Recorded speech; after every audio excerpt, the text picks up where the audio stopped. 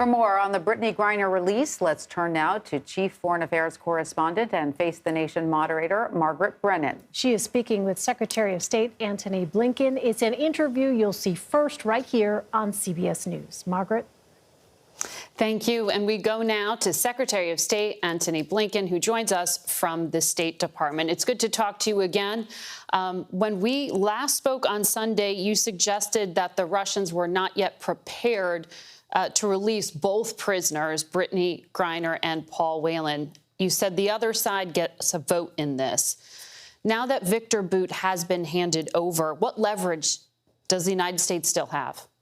Well, first, Margaret, it's a good day because Brittney Griner is coming home.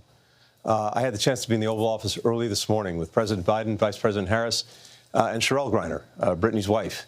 And to hear the two of them get on the phone and have that conversation with Brittney free, out of Russia, on her way home, was something I won't forget. And it's just a reminder, too, that so much of what we do every single day, it seems like it's an abstraction, but it's a reminder that it's ultimately about real people, real lives, real futures. And it's wonderful that Brittney and Sherelle and their families are able to pursue their lives now that she is free and coming home. But as to going forward, look, I wish that Paul Whelan had been on that plane too. We've been doing everything possible to bring him out. And just as back in April, when President Biden secured Trevor Reed's release from Russia, we wanted Brittney and Paul to be on that plane too. They weren't, but now Brittney is, and we will not cease until we get Paul home too. And Mark Fogel is another American whose wife is saying that she would have liked for him to have been part of a prisoner release. Is there a plan to release more Americans? We're working around the world, including in Russia, to make sure that any American who is being unjustly detained comes home. And we've been doing this day in, day out since the beginning of this administration. The president has made, in many cases, the hard decisions required to bring them home. We're doing that. I am not going to rest until we get everyone back that we possibly can. And I know there are people around the world working on just that pursuit of bringing Americans home. But what do you think actually changed in the last few weeks? Because you've been trying for months to get Brittney Griner released. What changed that made the Russians ready now to broker this deal? You know, Margaret, back in July, I shared the fact that we put a significant proposal on the table with the Russians to try to get our people home, to get Paul, to get Brittney home. Ever since then, we've been engaged with them in one way or another, looking at different permutations to try to make that happen. And we got to the point where it was clear that there was an opportunity to bring Brittney back. The choice wasn't between getting one American or the other back. It was the choice before us was one or none. And the president decided that it was important to at least bring Brittney home now and continue to work on getting Paul back, too. Is there momentum coming out of this exchange at this particular very tense moment between the U.S. and Russia? Is there an opportunity here? Look, what we've demonstrated all along is that despite the challenges, to say the least, in the larger relationship, despite the Russian war of aggression against Ukraine, we are able to work on specific issues, distinct interests that we have, to see if we can make progress. And so all along, we've been engaged on trying to get Americans back who are being unjustly detained. There are other aspects of the relationship where we continue to have some contact, for example, on arms control. And we'll continue to do that as necessary to try to advance the American national interest. But are we correct in understanding that this one-for-one swap was just a single transaction, that there's not something more tied to it? Yes, that's correct. This was about getting Brittney home. This is about getting unjustly detained Americans back to their families. That was the focus. It's nothing more. It's also nothing less. Victor Bout, the arms dealer who was swapped for Brittney Griner. And as I'm sure you know, there were federal law enforcement officials very involved with capturing him, with prosecuting him for trying to kill Americans, and then extraditing him from Thailand to the United States to make sure he was kept behind bars in this country. And there is frustration among so many of them as they see him just used in a transaction like this. How do you respond to those officials who work to put him behind bars? Well, first, it was totally unacceptable that Brittany Griner was behind bars herself, and Paul Whelan remains behind bars. And that my number one focus is on righting that wrong and ending that injustice. In the case of Victor Bout, these are hard decisions. And ultimately, those of us working for the president make recommendations, give advice.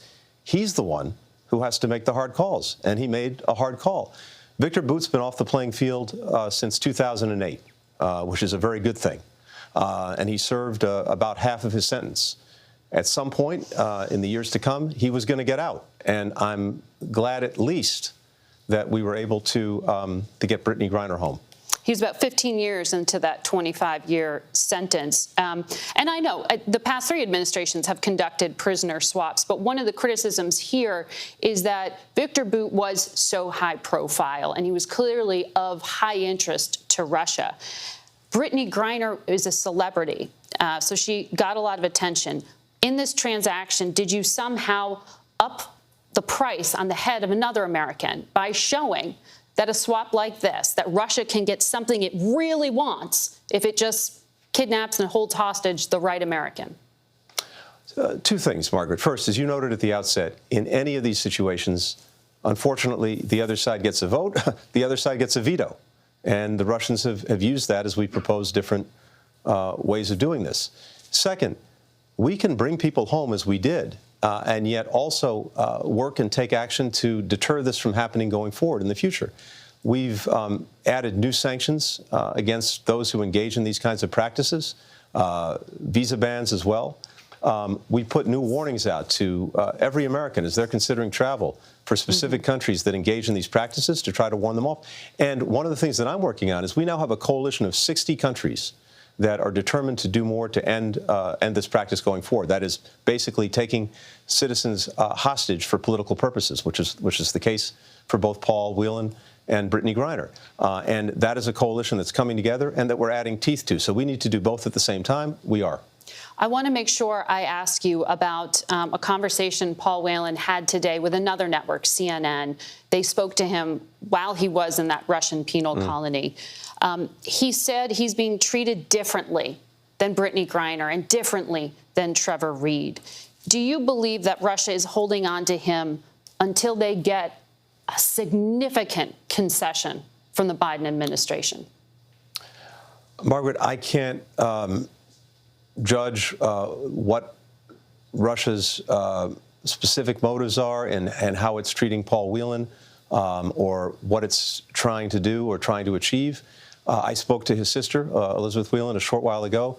I have to say, the Whelan family is remarkable, starting with Paul in his own courage, but also in their incredible graciousness, especially in this time. What I told them and what I can tell you is we will continue to do everything possible to bring Paul Whelan home. We won't stop until we do. We will follow that. And I want to make sure I ask you, you brought up that there are dozens of Americans being held around the world. Right now, Imad Shargi, Siamak Namazi, Murad Tabaz are just some of the Americans being held in Iran. Is a hostage deal with Tehran still possible? Margaret, what I can tell you is this. We're working on every unjustly detained American every single day. And irrespective of the relationship that we may have with the countries in question, irrespective of what's going on more broadly with those countries, we're working on these cases, including the cases that you cited. And for me, it's a number one priority to bring Americans anywhere who are being unjustly detained, to bring them home, to get them back with their families. I have a card that I keep in my pocket. I've got the names of those Americans on that card. I'm working it. We're working it every day. But just to be clear here, those 3 that I named to you, those 3 Americans in Iran, is the deal to get them out dead now that the nuclear deal is frustrated, now that relations between the U.S. and Iran are in a very bad place? One of the reasons that we work hard to separate out the efforts to bring Americans home from any other aspect of our relationship is precisely to make sure that even if the other aspect of the relationship is in a bad place, there still may be an opportunity to bring our citizens home. We'll continue asking you about their well-being, and I know you'll continue working on that, Mr. Secretary. Thank you for your time.